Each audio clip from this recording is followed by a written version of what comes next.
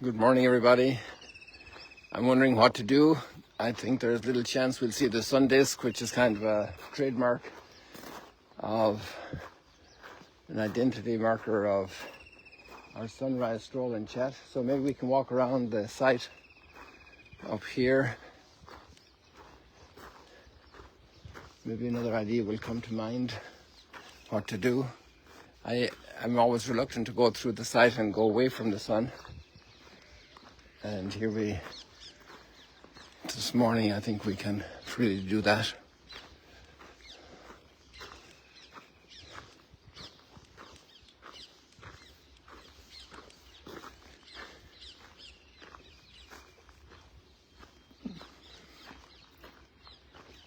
We have quite a few guests staying with us at the moment, thanks be to God.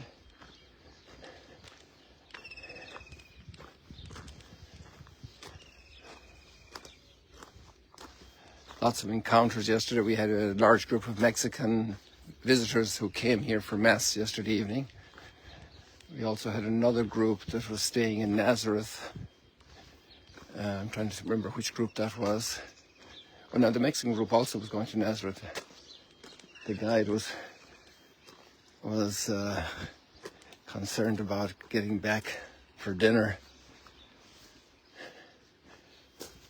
I remember now, so they were going to Nazareth also. We also had a group of students from Haifa University, from all over the world. And they have a prayer group at the university. And there were many different religious backgrounds. There was even a Kurd, one of the Kurdish people, who's studying diplomacy. Very interesting. There were some Germans. There were quite a few from various countries in Africa, Kenya, Tanzania.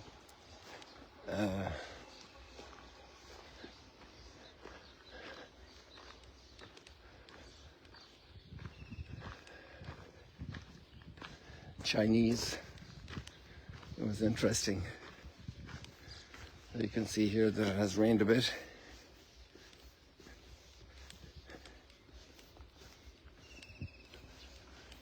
These old olive trunks. Well, I know I should go out and show you the olive outside the front door as well. That would be a good idea, because we don't get to see that much. I'm not sure if I have shown it to you. I think I have. We can go up through the visitor center and get over that way.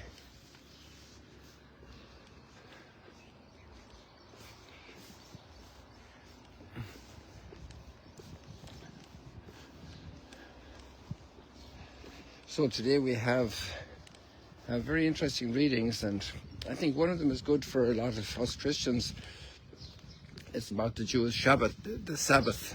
Today is the Sabbath, Shabbat Shalom, the Sabbath of peace. That's what's always greeted. That was the word Jesus said when he rose from the dead, Shalom, the peace, the gift of peace.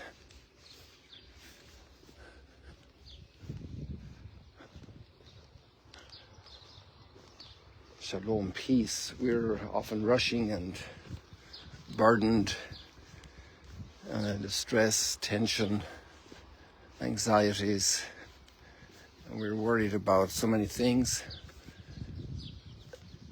And Martha, why are you worried about so many things? Only one is necessary. This word one is very important. In understanding, we want a unity in our lives. We want the oneness to come out. We want to bring it all together.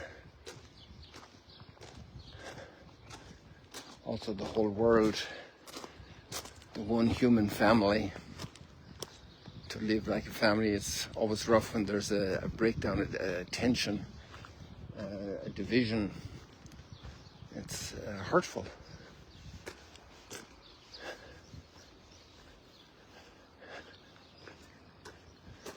This is a wide street here. There's another one down there by the port. It was blocked when we found it. A feature that's also common to the second synagogue discovery over there behind the bus stop.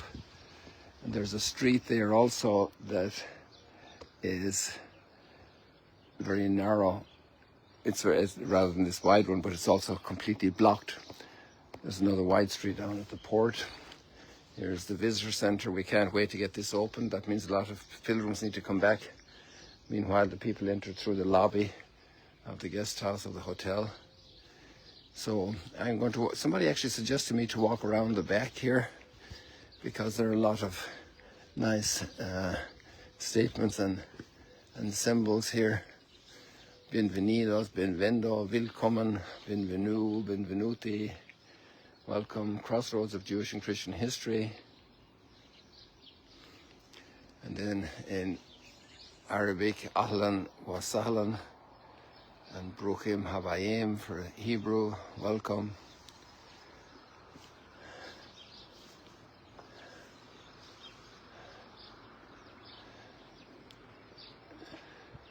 And when he was teaching in their synagogues, it was also Shabbat, the idea of entering into that moment of learning about our faith, of growing in our faith. These are also some big olive trees, but I have an even bigger one to show you. They have done very well. We transplanted these here we acquired these maybe about 3 or 4 years ago. I forget, 3 or 4 years ago.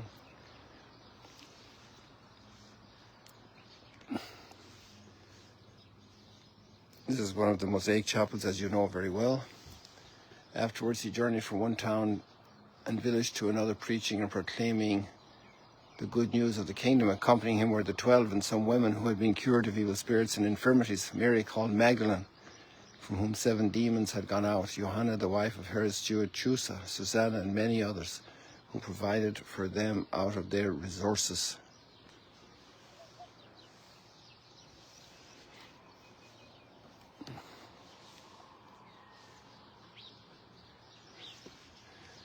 And then we have some interesting texts here, and 2033 in sight. It's amazing.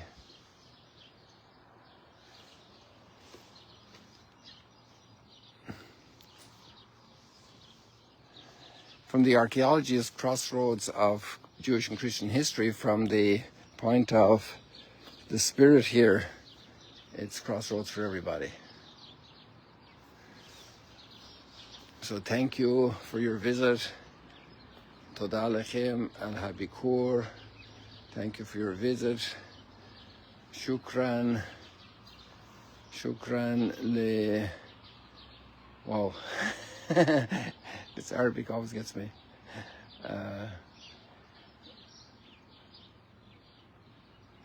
I recognize some of the letters there, and I don't know, put that word together beats me. Gracias por su visita. Danke für Ihren Besuch. And then we might as well finish this over here. We're going this way anyway. Experience Magdala as a volunteer. Hopefully we'll have more visitors coming back and need more volunteers. Servant leadership, respect, faith, Magdala family. So all this good stuff. And this is a carob tree. And I just learned that carob syrup is very good. On Sunday, somebody treated us to a little carob syrup. Carob syrup. The carob tree, from this the prodigal son ate the pods from the carob tree.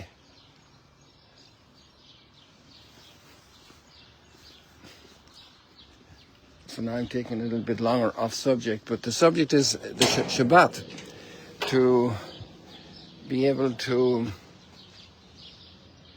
transcend the drudgery of the workday and have a day in peace with the Lord, this shalom, and how much we need to recuperate Sunday.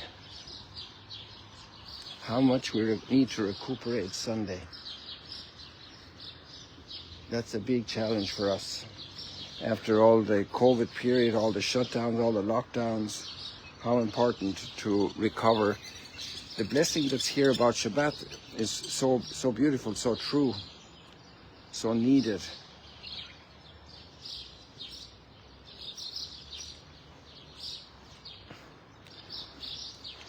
Isaiah is talking about overcoming oppression.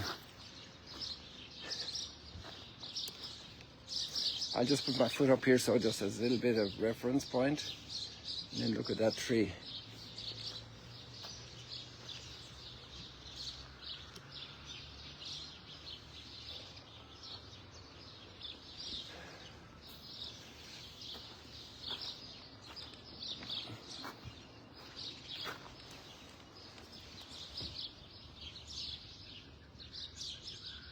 Amazing flowers. If you stop accusing others falsely and speaking maliciously about others, that's a big disease in our time, a big virus, oftentimes insulting speech, even in public, even by public officials, something we cannot allow to become the standard, no matter how people use it and misuse speech.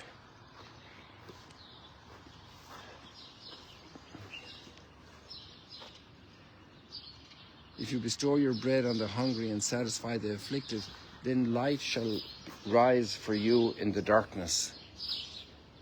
Light shall rise for you in the darkness.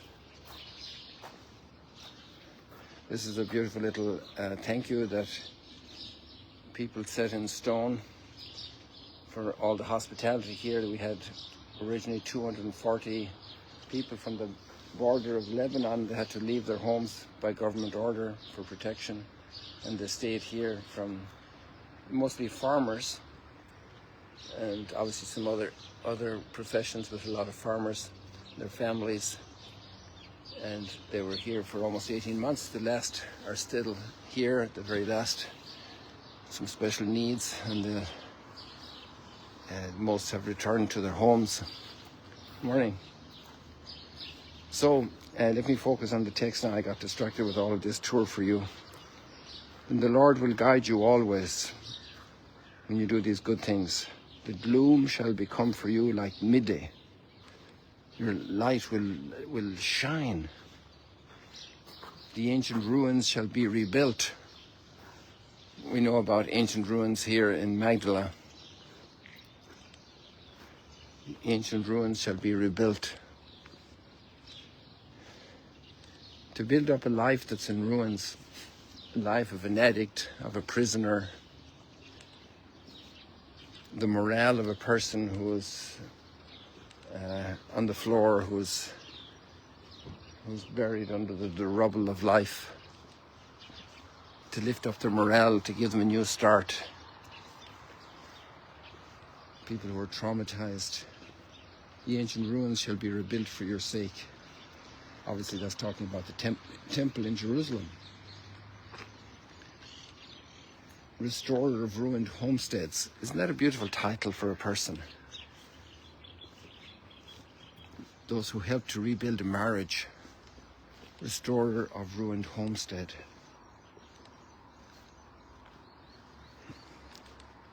And then the next one is, if you hold back your foot on the Sabbath, that means not to go about your business and pursue your own tasks, to stop for that peace. Restorer of ruined homesteads and people who respect the Sabbath. Who take time to be renewed, to be restored, to be replenished. Oh boy, excuse me. If you call the Sabbath a delight, how was your Sunday?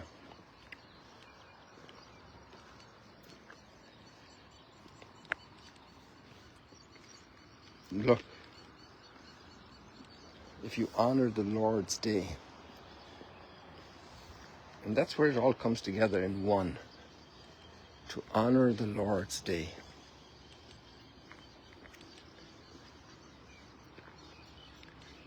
By not following your ways, seeking your own interests, or speaking with malice. Again, speaking with malice. That's twice here in the text. It's really on Isaiah's heart. Then you shall delight in the Lord, and I will make you ride on the heights of the earth. I will nourish you with the heritage of Jacob your father. For the mouth of the Lord has spoken. And we have a beautiful psalm, teach me your way, O Lord, that I may walk in your truth.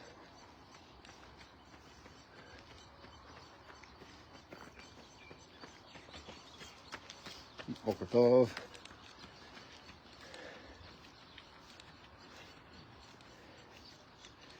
And then we have the Gospel, the conversion of Matthew.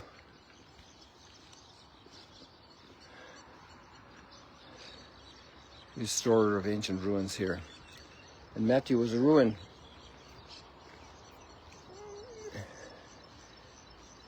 In a way aligned against his own people, imposing taxes with the power of a foreign oppressor. He was a ruin socially, disdained. And then look what Matthew turns around to do. He invites Jesus to his home, and he has all the people who were ruined, people from ruined homesteads, all the sinners, the tax collectors. And Jesus comes to lift them up. To be somebody who doesn't criticize the others who are fallen down, but lifts them up. Who doesn't make fun of them, mock them, speak maliciously about them, but lifts them up, renews them. All will become new.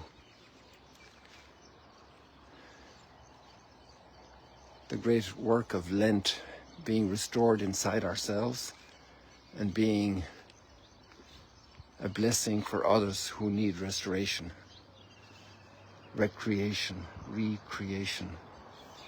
People, God bless you. See you later, alligators. Turned out to be a nice little stroll after all.